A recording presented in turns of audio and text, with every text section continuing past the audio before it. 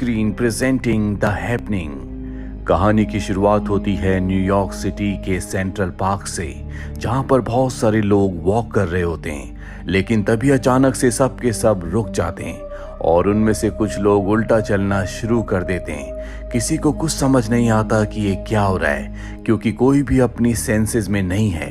Bench पर दो ladies बैठी होती हैं जो बार बार एक ही बात को रिपीट करना शुरू कर देती हैं, और तभी उनमें से एक अपनी पिन से अपने आप को नुकसान पहुंचाती है। दूसरी तरफ हम एक कंस्ट्रक्शन साइट को देखते हैं, जहां पर एक आदमी ऊपर से नीचे गिर जाता है। उसके साथियों को लगता है कि ये एक हादसा था, लेकिन जब वो ऊपर देखते हैं तो वहां पर कई सारे लोग अपने आप ही अपनी मर्जी से ऊपर से नीचे कूद रहे होते हैं।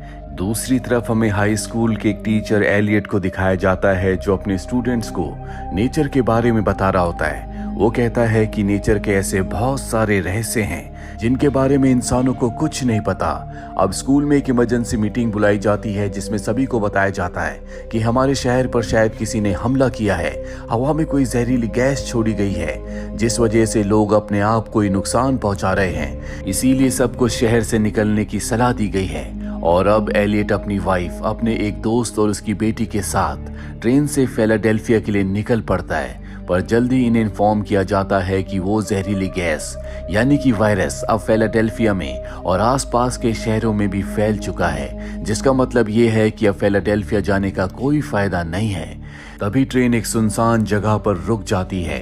ट्रेन का पायलट और बाकी का जो स्टाफ होता है वो सब के सब ट्रेन से नीचे उतर जाते हैं। लोग भी नीचे उतरते हैं। उन सबको बताया जाता है कि ट्रेन के जो सिग्नल्स हैं वो अपने आप ही रुक गए हैं, जिसका मतलब ये है कि अब हम ट्रेन से आगे नहीं जा सकते। सबको अपना सफर अब पैदल ही चलकर तय करना होगा।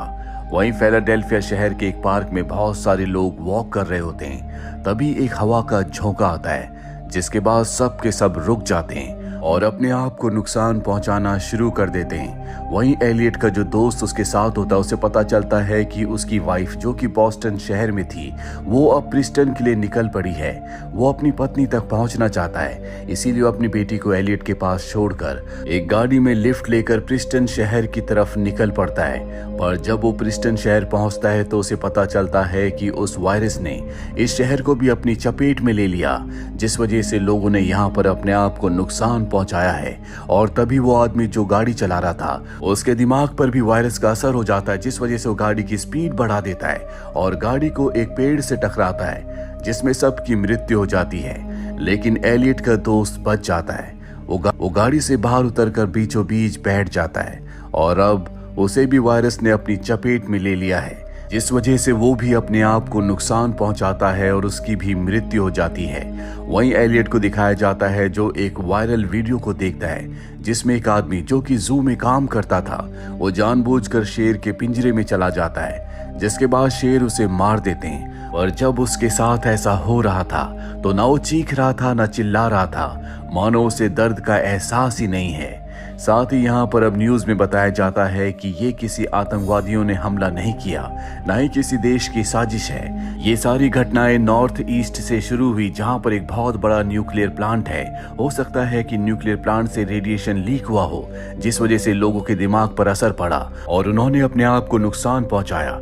एलियट अब तय करता है कि वो नॉर्थ ईस्ट के इलाके से बहुत दूर चला जाएगा, इसीलिए वो एक आदमी और उसकी पत्नी से लिफ्ट लेता है। ये दोनों के दोनों नर्सरी चलाते हैं। वो आदमी एलियट को बताता है कि मुझे लगता है कि ये जो कुछ हो रहा है शायद पेड़ पौधों की वजह से हो रहा है। वही जहरीली गैसेस को रिलीज कर रहे हैं। ठीक उसी तरह जब उनके ऊपर बहुत सारे कीड़े चले जाते हैं तो वो आपस में कम्युनिकेट करके एक खास तरह के केमिकल को रिलीज करते हैं, जिससे कीड़े भाग जाते हैं। और अब शायद पेड़ पौधे चाहते हैं कि हम इंसान उनसे दूर रहें। और एलियट को उसकी बात पर, उसकी थ्योरी पर बिल्कुल विश्वास नहीं होता।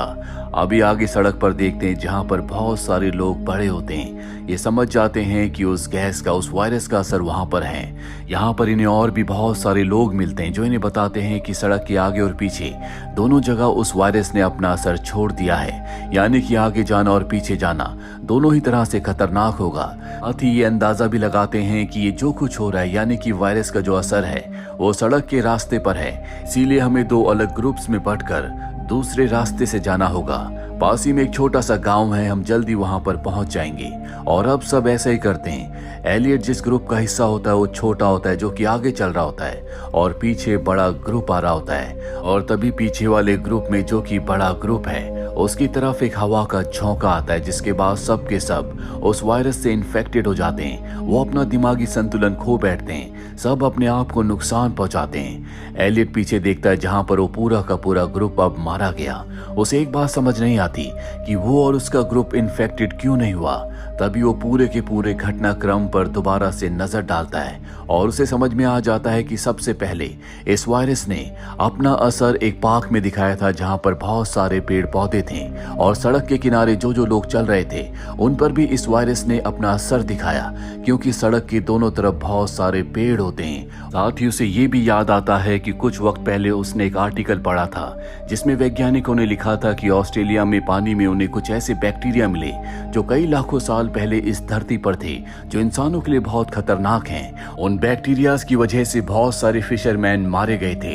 हो सकता है कि नेचर कुछ अपने आप में बदलाव ला रहा है, जिस वजह से यहाँ पर इंसानों को नुकसान पहुंच रहा है। और जो काम पहले पानी के बैक्टीरियाज ने किया था, अब वो पेड़ पौधे कर रहे हैं, क्योंकि इंसानों ने पानी के साथ साथ पेड़ पौधों को, पूरे नेचर को बहुत नुकसान पहुंचाया है। इसीलिए वो इंसानों को अपने आप से दूर करना चाहते हैं। साथ ही एलियट ये भी समझ जाता है कि पेड़ पौधे उन्हीं लोगों पर अपनी इन गैसेस को रिलीज करते हैं जो बहुत बड़े ग्रुप में होते हैं। अब इन्हें घर दिखता है, पर इससे पहले कि घर में शेल्टर लेते, ये देखते हैं कि एक बहुत बड़ा ग्रुप उसी घर की तरफ आ रहा है, इसीलिए घर से दूर चले जाते हैं। और अब जब वो पूरा का पूरा ग्रुप घर के अंदर जाता है, तभी उनके दिमाग पर भी असर होना शुरू हो जाता है। वो अपना मानसिक संतुलन खो बैठते हैं, जिसके बाद वो सब अपने आप को नुकसान पहुंचाते हैं। और अब एलियट को समझ में आ जाता है जो भी उसकी थ्योरी है वो बिल्कुल ठीक है। इसीलिए वो अपनी वाइफ और अपने दोस्त की बेटी के साथ वहां से एक घर पर जाता है, जहां पर एक ओल्ड लेडी बैठी होती है। इस घर में ना लाइट है, ना इंटरनेट और ना ही किसी तरह की टेक्नोलॉजी। दरअसल इस ओल्ड लेडी ने अपने आप को बाहर की दुनिया से पूरी तरह से डिस्कनेक्ट किया हुआ है। एलियट कहता है कि मैं अपने परिवार के साथ यहाँ पर रुकना चाहता हूँ। शुरू में वो ओल्ड लेडी मना कर देती है, पर एलियट के रिक्वेस्ट करने पर वो उसकी बात मान जाती है। एलियट को पता है कि यहाँ पर किसी तरह का कोई खतरा नहीं है। हालांकि एलियट उस ओल्ड लेडी को बताना चाहता है कि बाहर की दुनिया में क्या चल रहा है, पर उसे बाहर की दुनिया की किसी न्यूज से कोई मतलब नहीं है।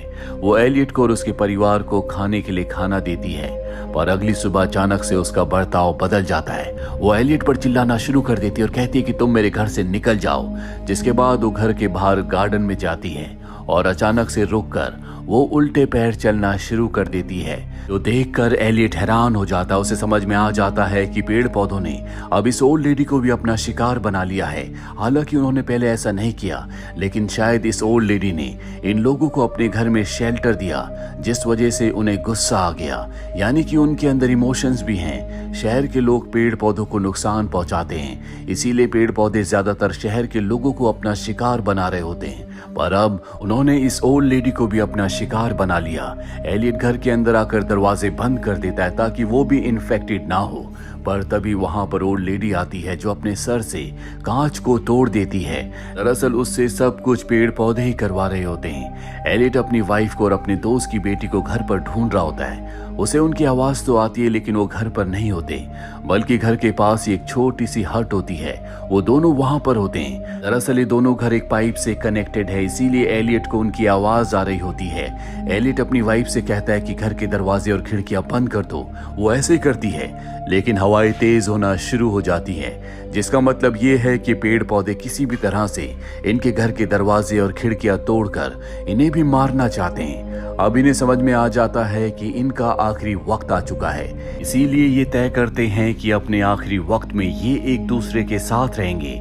ये अपने घरों से बाहर निकलकर बीचों बीच मिलते, जहां पर ये एक दूसरे का हाथ पकड़ लेते हैं। और तभी हवा का एक जोरदार झोंका आता है, जो इनसे होकर गुजर जाता है, पर इन्हें कुछ नहीं होता। जिसके बाद ये घर के अंदर आ जाते हैं। एलियट समझ जाता है कि पेड़ पौधे जो टॉक्सिन्स छोड़ रहे थे, उनका असर अब कम हो रहा है। वो अगले 3 महीनों तक इसी घर पर रहता है और 3 महीनों के बाद वो अपने शहर में वापस आ जाता है, जहां पर लाइफ अब पहले की तरह हो चुकी है, लेकिन सड़क पर गाड़ियां बहुत कम है क्योंकि बहुत सारे लोग मारे गए।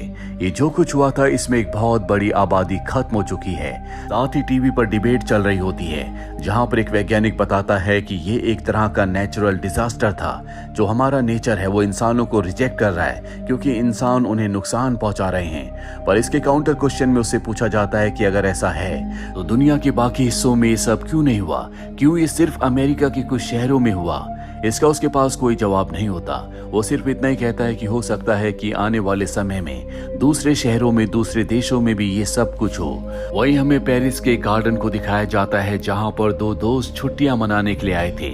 ये दोनों बात कर ही रहे होते हैं कि तभी उनमें से एक बार बार एक ही बात को रिपीट करना शुरू कर देता है। सभी लोग वहां पर रुक जाते हैं, जिसका मतलब ये है कि अब पेड़ पौधों ने यहाँ पर भी इंसानों को अपना शिकार बनाना शुरू कर दिया है। और इसी के साथ ये फिल्म, ये कहानी यहीं पर खत्म हो जाती है। उम्मीद करते हैं कि ये कहानी आपको पसंद आई होगी।